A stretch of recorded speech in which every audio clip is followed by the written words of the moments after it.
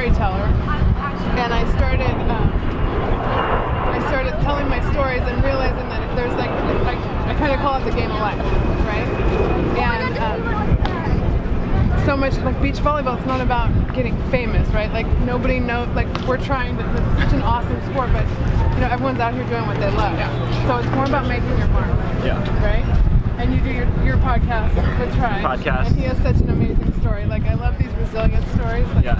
So what have you taken from sports that that leads you, that gives you success in life? I think the biggest sport that's taught me the most is golf. Okay. Because like with golf, like it doesn't matter how bad you're playing. Like you got 18 holes and no one to bail you out. Yeah. So you're gonna have to figure it out. So individual sport. That goes to your swimming mindset too a little bit. And then right? swimming too is the same thing. Yeah. It's like even if you're out of breath, like you still gotta finish the race. Yeah. Right. Yeah. And there's no one else to depend on but you. Exactly. Right?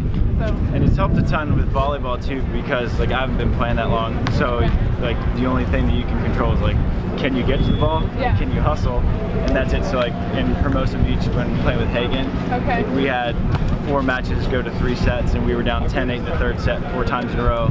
We came back to 4 in a row. Oh, no way. And so it's just grind down. Number one mindset key when you're in that position, what's your go-to mindset?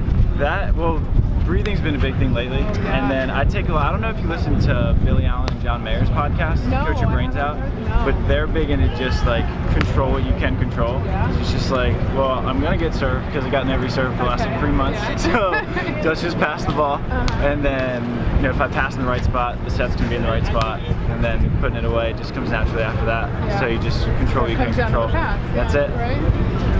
How'd you make the transition from swimming to beach? So it started, growing up, like, I played everything. My dad was like, you're not just gonna sit out and play video games. And so my kids, like, they don't let you do that anymore. It drives me crazy. Yeah, and so like I played soccer year round, basketball in the winter, and then summer AAU, swam, tennis, baseball, and then golf. And then in high school I whittled it down to basketball and golf, and then college I swam and played club basketball. And then I switched to beach volleyball. Those are some big jumps. That's amazing. And then I made the switch to beach volleyball when I moved to Florida, which is sort of like accidental, because I just moved to Florida from Maryland because I hated the snow. And I wouldn't survive anywhere but California. And I was looking for basketball games, but in Florida, like all the bars were on beaches. Yeah. And so I just like went out and people were playing beach volleyball there, and so I just started playing. I was terrible, and I hated losing, so I just asked people to like help me get better, and then it was just kind of like I just needed to not lose. So that's something I'm always trying to figure out. Is you think you're born with that competitive streak, or do you think that can be taught? I think it can definitely be taught. Yeah. I think we were just taught at such a young age because I grew up with 2 brothers too, and so we just beat the crap out of each other like every day. So everything was a competition, whether it be like who can eat the fastest, or who can eat the most, or who can win this race, or who can score more points.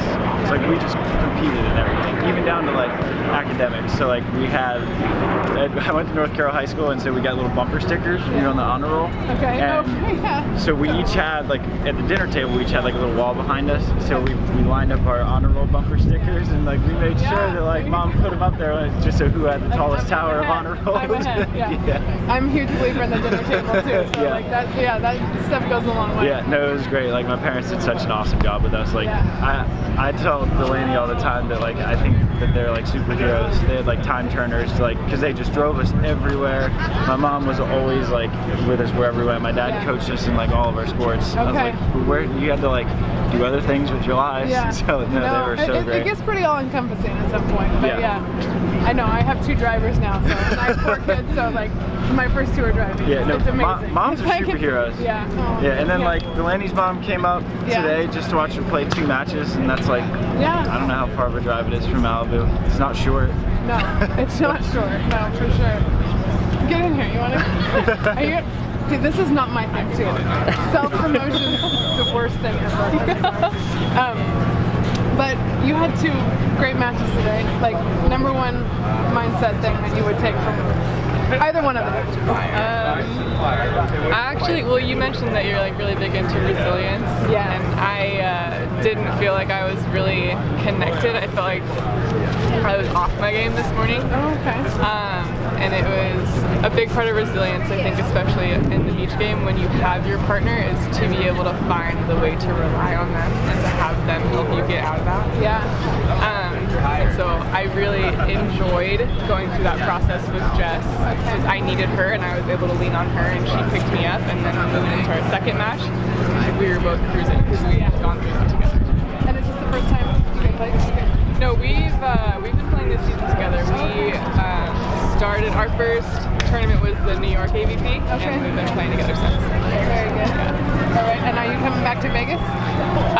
I'm not sure if we get into Vegas, but if it's a possibility, we'll be in. Yeah.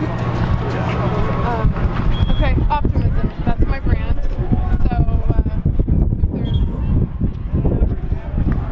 Sorry, it's so windy out here. Where does the optimistic mindset play into your game? Or in life, actually, because I tend to think it.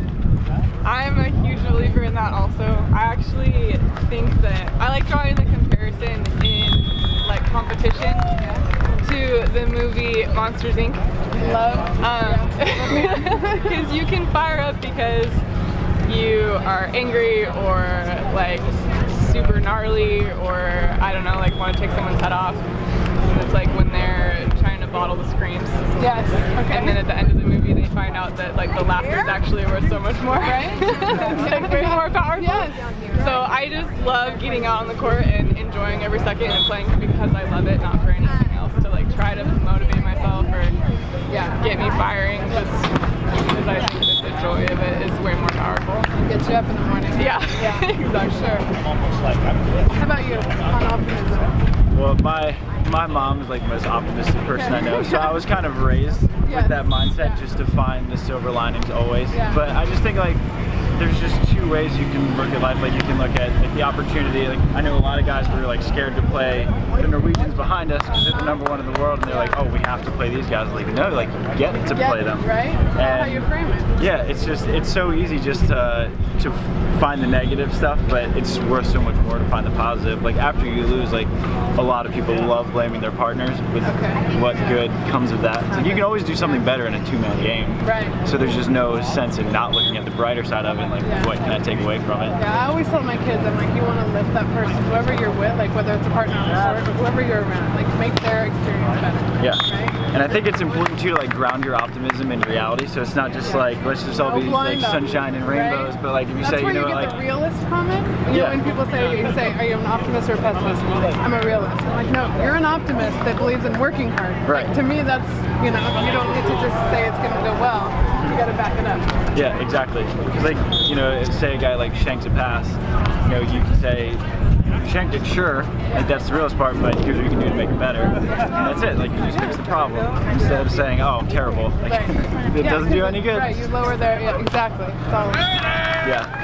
I love it. So I love the name of your brand though, the Optimist Journal, that's awesome. On Instagram, it's the Optimist Journal. Yes, ma'am. Whole blog, so. Great. Yeah. Awesome, thanks for having us. Listen to the same cast, so you guys do good stuff. Thank you. Yeah, and good luck. Thank you. Yeah.